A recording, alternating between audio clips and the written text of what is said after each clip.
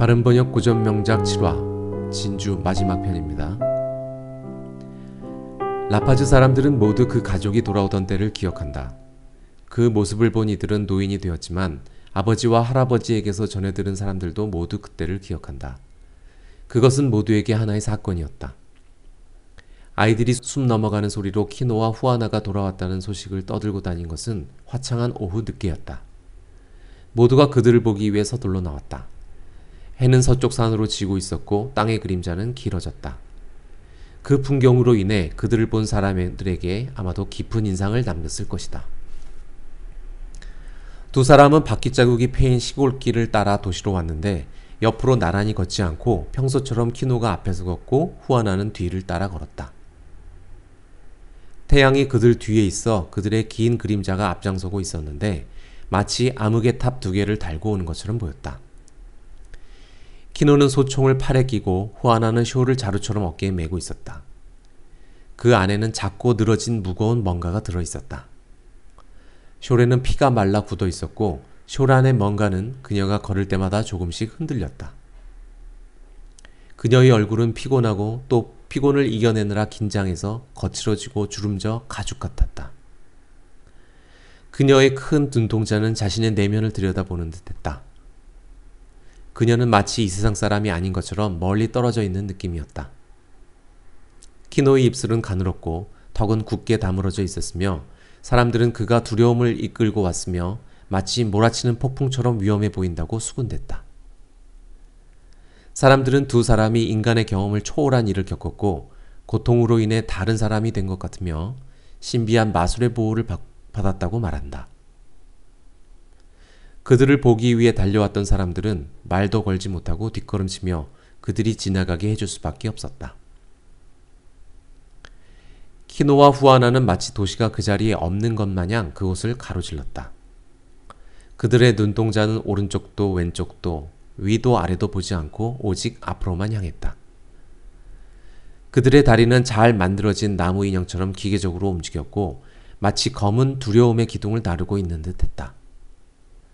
그들이 돌과 회반죽으로 지은 도시를 지날 때 중개인들은 빗장을 지른 창문 틈으로 힐끗 쳐다보았고 하인들은 문구멍 틈으로 한쪽 눈을 대고 그들을 보았으며 엄마들은 아이들의 고개를 돌리게 하거나 치마로 아이들이 보지 못하도록 가렸다.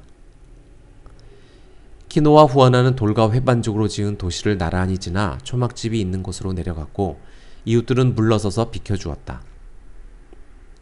후안 토마스가 인사하려고 손을 들었지만 말을 꺼내지 못하고 잠시 주저하다 다시 손을 내려놓았다. 키노의 귀에서 가족의 노래가 소리치듯 사납게 울려 퍼졌다. 그는 면역이 되어 있었고 비참했으며 그의 노래는 마치 전쟁터의 함성 같았다.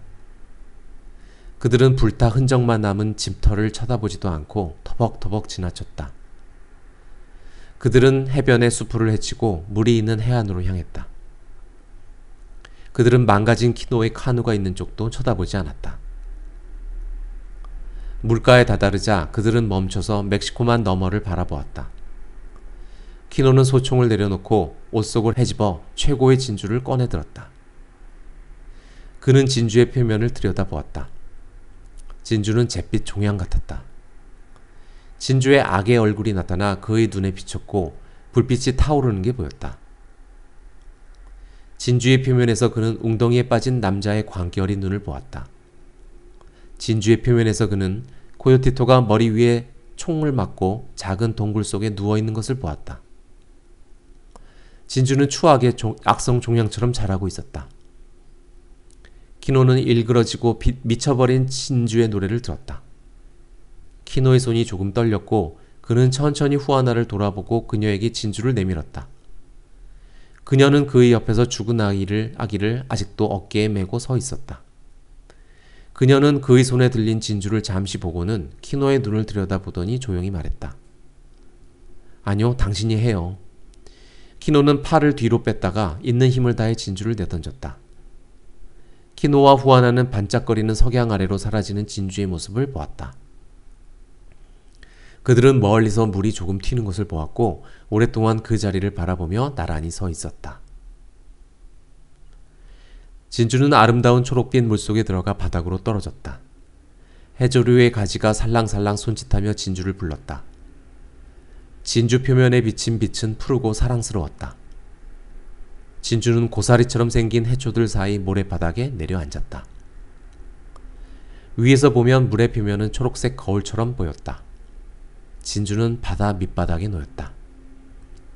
개 한 마리가 바닥에서 날쌔게 움직여 모래 구름을 만들자 진주는 사라져버렸다. 진주의 노래는 속삭이듯 떠다니다 사라졌다. 원작 존 스타인백, 번역 김명철, 낭독의 김명철이었습니다. 감사합니다.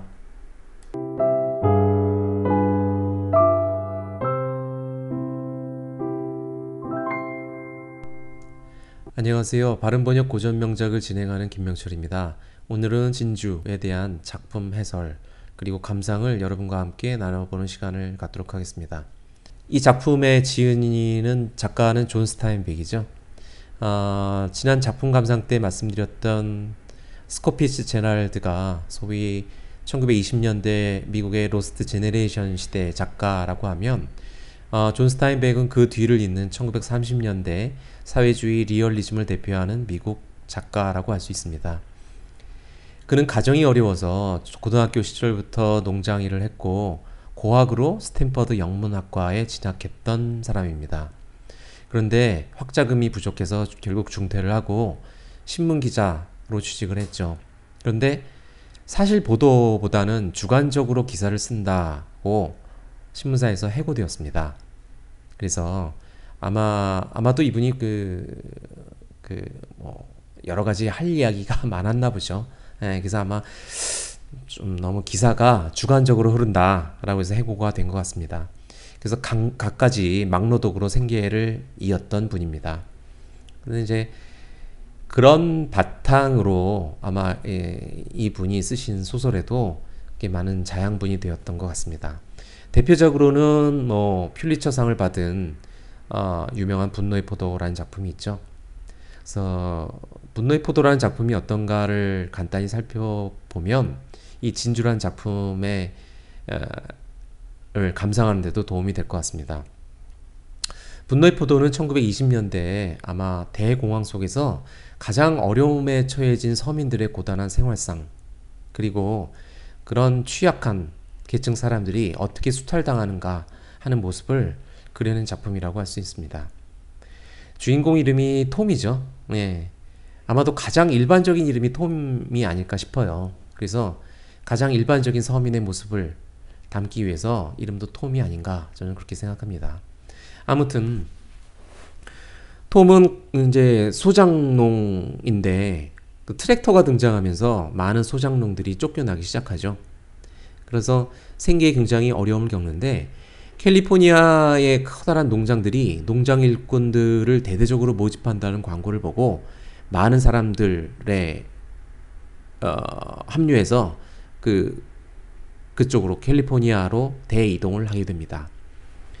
톰의 가족은 이제 대가족인데 할아버지 할머니까지는 대가족인데 역시 캘리포니아까지 가는 과정도 쉽지가 않죠. 고물차를 바가지를 써서 사고 이렇게 원래 가난하고 정보도 부족하고 한 사람한테 바가지 씌우는 사람들이 많죠. 그래서 바가지를 써가면서 이제 고물차를 어렵게 마련해서 캘리포니아까지 가는 중간에 이제 식구들도 죽는 사람이 생기고 이렇게 우여곡절 끝에 캘리포니아에 도착합니다. 하지만 힘겹게 도착한 캘리포니아에서도 고난이 끊이지 않죠. 일자리를 원하는 가난한 사람들은 많고 하기 때문에 이를 이용해서 노동자들의 임금은 한없이 바닥으로 떨어지고요. 또 대지주들은 경찰과 결탁해서 노동조합을 결성하는 것을 방해하고 노동자들이 함께 힘을 모으지 못하도록 조치를 취합니다. 그뿐이 아니라 근처의 식료품 상점들은 이런 사람들이 교통비를 써가면서 먼 시내까지 나가지 못하는 점을 이용해서 폭리를 취하죠. 이렇게 이리 뜯기고 저리 뜯기는 이제 가난한 서민들의 이야기를 들려주면서 보호장치 없는 자본주의가 얼마나 무서운 얼굴을 할 수 있는가 라는 거를 폭로해서 이제 유명한 작품이 되겠습니다. 제가 읽어드렸던 진주라는 작품도 무대만 다를 뿐이지 마찬가지 스토리라고 할 수 있어요. 진주는 이제 그 멕시코 원주민들 사이에 내려져 오는 이야기를 바탕으로 쓴 작품이라고 합니다. 그러니까 굉장히 근거가 강하고 있을 법한 이야기, 있었던 이야기 굉장히 가까운 작품이라고 할 수 있겠죠. 이 작품을 통해서 이제 멕시코 원주민들이 어떻게 이익을 수탈당했는지, 당하면서 살아왔는지 그 과정과 방법에 대해서도 가늠해 볼 수 있는 작품이었습니다. 그런데 제가 이 작품을 번역하면서 또 낭독하면서 아쉬웠던 점은 뭐냐면 이 소설을 팔고 있는 우리나라 출판사의 그 작품 설명이 실제와 많이 다르다. 어떻게 되어 있냐면 인간의 탐욕과 이기심이 불러온 비극이다. 이렇게 설명을 해놓고 있어요. 근데 여러분들 이 책을 낭독을 들으시면서 주인공이 탐욕과 이기심을 불러서 결국 비극에 처해지는구나. 그렇게 생각하십니까? 그런 건 아니죠. 이 주인공이 키노라는 주인공과 그 후아나라는 그 부부가 뭐 탐욕을 부리거나 이기심이 가득 찬 사람이 결코 아닙니다. 이 사람들이 원하는 건 소박합니다. 아들과 같이 행복하게 사는 거. 그리고 아들을 좀 제대로 교육을 시키고 싶고 질병에 걸렸을 때 제대로 치료하고 싶다라는 이제 소박한 소망조차도 얼마나 갖고 가기가 힘든가, 지킬 수가 어려운가, 그리고 가장 그 밑바닥에 있는 서민들의 이익이 어떻게 수탈당할 수 있는가 하는 내용이지, 인간의 이기심과 탐욕을 꾸짖는 그런 스토리는 결코 아니라고 생각합니다. 자, 힘이 없는 사람들은 그들에게 찾아온 행운조차 지킬 수가 없고 다 빼앗기죠, 사실은. 이들 부부에게 이제 횡재가 닥쳤습니다. 이제 커다랗고 아름다운 진주라는 횡재가 닥치니까 이걸 이제 빼앗고 싶어하는 많은 사람들이 관심을 가지게 되죠. 카톨릭 신부는 이런 생각을 합니다. 이런 대목이 나오죠. 정원을 걷고 있던 신부에게 소식이 전해지자 그는 생각에 잠긴 눈빛으로 성당에서 보수해야 할 곳을 떠올렸다. 그는 진주 값어치가 얼마나 될지 알고 싶었다. 그리고 이 일로 인해 자신이 키노의 아기에게 세례를 주었는지, 키노의 결혼식에 주례를 썼었는지 떠올렸다. 자, 상인들은 또 이런 대목이 나옵니다. 소식은 상점 주인들에게 전해졌고 그들은 별로 잘 팔리지 않던 남성복에 눈을 돌렸다. 또 의사한테는 이런 대목이 나옵니다. 자신이 파리 한 레스토랑에 앉아있고 웨이터가 이제 막 와인병을 따려고 하는 모습을 상상했다. 자, 그래서 이 의사는 나중에 과거에 파리에서 정부를 들고 화려하게 살았던 시절이 있었나 봐요. 그 시절을 떠올리는 대목도 나오고요. 거지들조차 이런 대목이 나옵니다. 왜냐하면 가난한 사람이 갑자기 행운을 거머쥐게 되면 훌륭한 자선가가 된다는 것을 알고 있었기 때문이었다. 자, 그래서 거지들도 어떻게 하면 키노 부부로부터 돈을 얻어낼 수 있을까 궁리하기 시작한 거죠. 지인들도 마찬가지입니다. 물건 파는 사람들, 부탁할 것이 있는 사람들 등 온갖 종류의 사람들이 키노에게 점점 관심을 가지게 되었다. 자, 그러다 보니까 이런 상황이 벌어집니다. 갑자기 모든 사람이 키노의 진주와 관련 있는 사람이 되었고, 키노의 진주는 모든 사람들에게 꿈, 투기, 속셈, 계획, 미래, 소망, 욕구, 욕망, 갈구의 대상이 되었다. 방해꾼은 오직 한 사람이었는데 그가 바로 키노였으니 이상한 말이지만 이제 키노는 공공의 적이 되었다. 자, 횡재를 한 사람이 모든 사람들로부터 공공의 적이 되었다라고 합니다. 이 대목에서 저는 이런 생각도 한번 해봤어요. 여건이 갖춰지지 않은 사람, 준비되지 않은 사람들에게는 횡재조차 지킬 만한 힘이 없다. 로또에 당첨된 사람들이 금방 돈을 다 잃고 가난한 사람이 되었다라는 이야기가 많죠. 네. 그러니까 물론 그 사람들이 갑자기 굴러온 횡재를 어찌할 바를 모르고 이제 막 써버리는 경우도 많고요. 또한 그 주변에서 돈을 뜯으려는 사람들이 많죠. 어떻게든 감언이설로 사기를 치려는 사람도 있고 도움을 받으려는 사람들도 몰려들고 그러다 보니까 횡재를 지키기가 참 어렵죠, 사실은. 그래서 이른 나이에 성공한 아이돌들도 나중에 보면 돈을 다 잃고 허망하게 된 사람들도 많이 보죠. 가끔가다 기사를 보면 깜짝 놀라는 경우가 있습니다. 어떻게 저렇게 유명했던 가수가 저렇게 추락했지? 뭐 이런 사람들도 있고요. 최근에 한 1, 2주 전이었나요? 유명한 80년대 가수였죠. 그분이 파산 신청을 했다라는 안타까운 뉴스도 들었어요. 그러니까 그분도 어린 나이에 어려서부터 이제 아마 생계를 책임지면서 가수 생활을 했었던 걸로 알고 있는데 그분도 이제 아마 꽤 많은 돈을 벌었을 텐데 주변에서 얼마나 관심을 가지고 이 진주를 횡재한 키노에게 달려드는 온갖 사람들처럼 그러지 않았을까 능히 짐작하고도 남습니다. 네. 다시 진주라는 작품으로 돌아와서 이민족이 식민지 사람들을 어떤 방식으로 수탈하는지 가늠할 수 있는 대목들도 나옵니다. 가장 중요한 게 물리적인 힘이겠죠. 자, 스페인 사람들이 멕시코에 침략을 하는 것도 이제 화약을 갖고 온 거 아니겠습니까? 그래서 물리적인 힘, 여기서는 이제 총으로 대변이 되죠. 자, 그다음에 정신적인 힘. 자, 물리적인 힘만 가지고 식민지 사람들을 지속적으로 억누르기는 사실은 불가능하죠. 그렇기 때문에 정신적으로도 억눌러야 합니다. 그래서 이제 서구 제국주의가 가지고 왔던 수단 중에 하나가 이제 종교죠. 그래서 선교사들이 가장 먼저 진출을 한다라는 이야기도 있죠. 예. 그래서 여기서도 이제 신부가 강론을 통해서 멕시코 원주민들에게 신부를 벗어나지 말라는 식으로 이제 설교를 하는 대목이 나오죠. 자, 종교를 들고 있었던 일본 사람들은 한국인들에게 어떻게 했습니까? 한국인들의 정신적으로 꺾어놓기 위해서 역사 왜곡을 했죠. 예, 식민사관을 심어주어서 한국 사람들이 조상을 부끄러워하게끔 만든 거죠. 그래서 우리는 어차피 과거도 이렇게 부끄러운 역사, 자랑스럽지 못한 역사를 갖고 있는 사람들이었구나. 그래서 차라리 일본 쪽에 동화되는 게 낫겠다.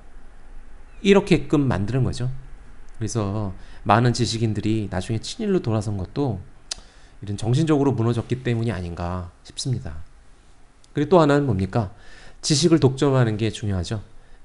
많이 알고 있으면 안 됩니다. 그래서 교육의 기회를 빼앗는 것이 또 중요한 것이 됩니다. 그래서 이제 키노는 어떻게 보면 이 소설 속에서 그러한 틀을 벗어나고자 하는 유일한 인물입니다. 그래서 돈이 생기면 뭐 할 것이냐라고 묻는 질문에 총을 갖겠다고 대답하는 대목이 나옵니다. 그러니까 이렇게 얘기하죠. 총은 언뜻 생각하지 못했던 물건이지만 부자가 되고 나면 하나쯤 가지고 있다고 해서 뭐 어떻게 했는가 하고 키노는 생각했다 라는 거죠. 자, 그 다음에 아까 정신적인 힘으로 종교를 얘기를 했는데 신부가 이런 설교를 한다고 하죠. 과거에 이제 그 멕시코 원주민 그 선조들이 이민족에게 헐값에 진주를 넘기지 않고 수도로 직접 가서 진주를 팔아보려고 시도를 했었죠. 그랬다가 또 사기를 당해서 진주를 모두 잃어버리는 일이 발생합니다. 거기에 대해서 신부는 뭐라고 얘기하냐면 신앙에 어긋난 행동이었고 진주를 잃어버린 것도 다 자신의 위치를 벗어나려고 한 시도 때문에 벌을 받은 거다라고 설교를 했다고 합니다. 그래서 이렇게 얘기하죠. 신부님은 모든 남자와 여자는 우주라는 성의 일부를 지키도록 하나님이 보낸 병사와도 같다고 말씀하셨지. 그래서 어떤 이들은 성곽에 있고 어떤 이들은 성벽의 어둠 깊은 곳에 있는 거라고 말이야. 각자 자신의 위치를 벗어나지 말고 자기 위치에서 성실하게 일을 해야 해. 그렇지 않으면 지옥의 공격으로부터 성이 위험해지거든. 자, 이렇게 생각하게끔 설교를 합니다. 그러니까 자신의 위치에서 벗어나지 말라. 이런 얘기를 하죠. 자, 그 다음에 또 지식을 독점하고 교육을 제한하는 것이 그 지배계급의 중요한 수단이죠. 신분 상승의 통로를 막는 것도 중요한 겁니다.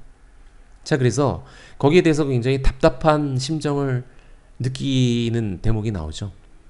의사가 사기를 칩니다. 예, 돈을 뜯어내기 위해서 멀쩡한 그 키노의 아들을 아프게 만들어서 여러 가지 의학 지식을 뽐내는데 이렇게 나오죠. 키노는 완벽하게 무지한 상태에서 뭔가를 알고 있을지도 모를 의사와 경쟁할 수 없었다. 자기 동족이 언제나 그랬던 것처럼 키노 자신도 덫에 갇혀버렸고, 전에도 말했지만 책에 있다는 내용이 정말로 책에 쓰여 있는지 자신이 직접 확인할 때까지는 계속 덫에 갇혀 있을 수밖에 없었다. 네. 그러니까 이게 배우지 못한 제한 때문에 기존의 지배계급들이 만들어 놓은 틀에서 벗어나기가 힘들고 답답함을 느낄 수밖에 없는 거죠. 자, 그러다 보니까 여기에서 키노는 어떤 생각을 합니까? 진주를 얻고 난 다음에 사람들에게 이렇게 선언합니다. 우리 아들은 학교에 갈 거예요. 이런 선언이 놀라울 수밖에 없죠.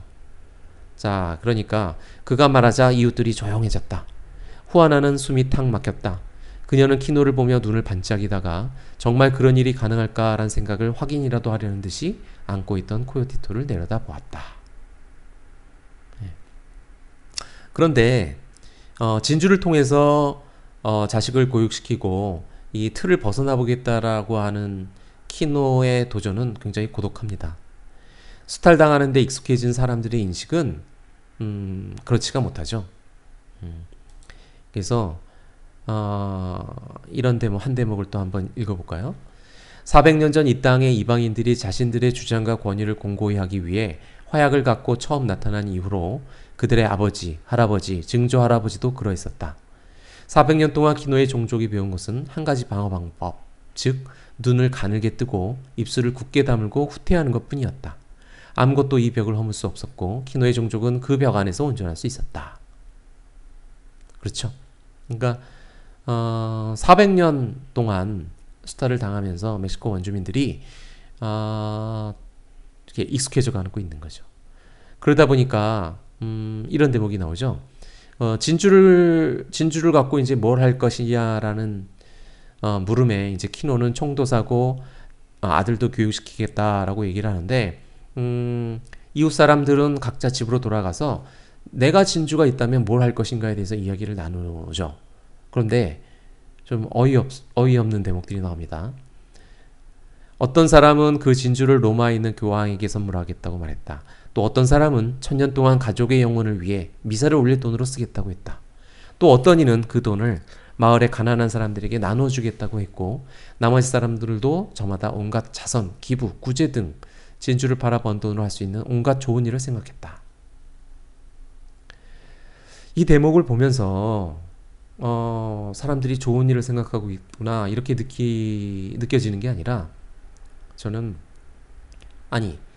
가장 하층 계급에 있는 사람들이 그 돈을 이역만리에 있는 교황청에 보내겠다고 하는 생각을 어떻게 할 수 있을까? 도대체 어떻게 세뇌가 됐으면, 이란 생각이 전 들더라고요. 스스로를 위해서 쓰고 스스로 자식을 위한 교육을 위해서 써야지, 키노의 생각이 저는 정당하게 생각이 들고요. 그렇기 때문에 인간의 탐욕과 이기심이 불러온 비극이라고 하는 출판사의 그 작품 설명에는 동의를 할 수가 없습니다. 자, 이렇게 아무튼 수탈당하는 데 익숙해진 사람들은 키노의 도전에 대해서 이렇게 얘기를 하죠. 겁먹은 어떤 사람들은 키노가 상인들한테 도전해서 그 상인들이 키노와는 더 이상 거래를 하지 않을 거라고 말했다. 아마도 키노는 자신의 목을 스스로 베었고 스스로를 망친 건지도 모른다고 했다. 그죠? 반면 키노의 도전이 괜찮은 거다라고 생각하는 사람도 물론 있긴 있었습니다. 어떤 이들은 키노가 용감한 사람, 대단한 사람이며 그가 옳다고 했다. 그 용기 덕분에 자신들도 이득을 볼 수 있을지 모른다고 했다. 그들은 키노를 자랑스러워했다. 자랑스러워하면서도 한편으로는 그 포기하는 대목들도 나옵니다. 키노 형이 이렇게 얘기를 하고 합니다. 모두 알듯이 우리는 태어날 때부터 사기를 당하고 죽어서 관에 누울 때까지도 바가지를 쓰지. 하지만 우리는 살아남아서 삶을 살고 있어. 너는 진주 상인만이 아니라 전체 구조, 삶의 방식 전체에 도전한 것이고, 그래서 나는 네가 걱정돼. 자, 이제 두려움으로 바뀌는 거죠. 아까 키노도 이렇게 얘기를 합니다. 이민족 사람들 근처에 올 때마다 항상 그랬듯이 키노는 나약함과 두려움과 분노를 동시에 느꼈다. 그죠? 분노를 느끼는 건 당연합니다만 본인의 나약함과 두려움을 같이 느끼게 되죠. 이렇게 이민족을 수탈한 지배계급들은 두려움과 그 다음에 스스로 나약함이라는 것을 심어주기 위해서 정신적인 수단도 이용을 하게 되죠. 그러다 보니까 이제 계속 식구들이 키노의 도전에 대해서 걱정을 많이 하고 포기하라고 이야기를 많이 합니다. 키노 형은 이렇게 얘기합니다. 네가 옳다고 치자. 네 진주가 굉장히 값비싼 것이라고 한들 그걸로 모든 것이 해결된다고 생각하니? 이렇게 얘기하죠. 아내는 어떻습니까? 후아나는 굉장히 어떤 때는 남성만큼 강인한 정신력을 가진 소유자입니다. 그럼에도 불구하고 남편에게 이렇게 절규하죠. 이 진주는 악이에요. 이 진주가 우리를 망치기 전에 우리가 먼저 없애버려요. 돌로 부셔버려요. 원래 있던 바다로 도로 던져버려요. 여보, 이건 악이에요. 이건 악이라고요. 자, 이렇게 자신의 그 가족들조차 모든 걸 포기하고 순응하면서 살자. 본인들의 손에 들어온 횡재조차 포기를 하자고 이야기를 합니다. 거기에 대해서 키노는 답답하겠죠. 키노는 긴장되고 답답했다. 그는 아군이 슬그머니 다가오고 늑대들이 주위를 맴돌고 독수리떼가 머리 위를 빙빙 도는 듯한 느낌을 받았다. 이런 식으로 참 고독했을 거예요. 자, 그 다음에 그 풍경 묘사하는 대목도 키노의 심정을 단적으로 묘사를 합니다. 이런 대목이 나오죠. 바깥 강어귀에서는 작은 물고기들이 촘촘하게 떼를 지어 반짝이며 그들을 먹으러 몰려오는 큰 물고기 떼를 피하려 물 위로 떠올랐다. 집에 있던 사람들은 사륙이 일어나는 동안 작은 물고기가 철썩이는 소리와 큰 물고기가 텀벙거리는 소리를 들을 수 있었다. 사실은 이게 물고기들의 이야기가 아니라 인간들 사회의 이야기죠. 자, 여기에 도전해보고자 키노는 이렇게 선언을 합니다. 일단 자기 아들만이라도 자신과 같은 삶을 살게 만들고 싶지 않아서 이렇게 얘기를 하죠. 우리 아들은 책을 펼쳐서 글을 읽을 것이고 글자를 쓰고 글 쓰는 법도 알게 될 거예요. 그리고 숫자도 셀 수 있게 될 테죠. 우리 아들이 배우고 아들을 통해 우리도 배우게 되면 우리는 자유로워질 것입니다. 그리고 키노는 진주 속에서 자신과 후아나가 초막집의 작은 화덕에 쪼그리고 앉아있는 모습을 보았다. 그리고 그 곁에는 코요테토가 큰 책을 읽는 모습을 보았다. 이게 바로 진주를 가지고 제가 할 일입니다. 또 이렇게도 선언합니다. 말리는 아내에게 나는 싸울 거야. 나는 이겨낼 거야. 우리는 기회를 잡을 거야. 라고 얘기를 하죠. 물론 이야기의 결말은 키노의 도전이 좌절되는 것으로 끝이 납니다. 소중한 아들도 잃고 집도 불타버리고 하나뿐인 생계수단인 그 카누의 바닥도 뚫어져 있습니다. 거기다가 살인자라는 멍에도 그대로 짊어지게 되죠. 그 이후의 결말은 어떻게 될지 작품 속에 나와 있지 않습니다만 이 작품을 통해서 분노의 포도와 마찬가지로 가장 밑바닥에 있는 사람들이 얼마만큼 극한에 몰릴 수 있으며 그들에게 찾아온 횡재조차도 빼앗기고 지키기 힘들어진다. 그리고 그들의 도전을 막는 것은 사실 물리적인 힘뿐만이 아니라 스스로 포기하고 말게 만드는 그런 정신적으로 꺾이면 사람이 결국 물리적인 힘도 꺾이게 되죠. 아무리 키노처럼 강인한 육체를 가지고 있는 사람이라도 결국 그 벽을 넘지 못하게 되고 마는 게 아닌가 그렇게 생각이 됩니다. 자, 재미있게 들으셨나요? 예, 여러분 재미있게 들으셨으면 후기도 좀 남겨주시고 좋아요 버튼도 좀 많이 눌러주셨으면 좋겠습니다. 예, 사실 이 방송이 제가 이제 그 작품을 낭독하는 방송들이 여러 개 있는 걸 제가 봤는데 꾸준히 지속되는 방송이 많지가 않은 것 같아요. 그런 분들이 처음에는 의욕적으로 방송을 시작하였는데 결국은 이제 포기하게 된 게 너무 안타깝고 저도 그렇게 포기하게 되진 않을까 스스로 걱정도 많이 하고 있습니다만 저를 방송을 하게 만드는 힘은 여러분들이 눌러주시는 좋아요와 남겨주시는 후기가 아닐까 싶습니다. 예, 그럼 또 좋은 작품으로 다시 찾아뵙겠습니다. 감사합니다.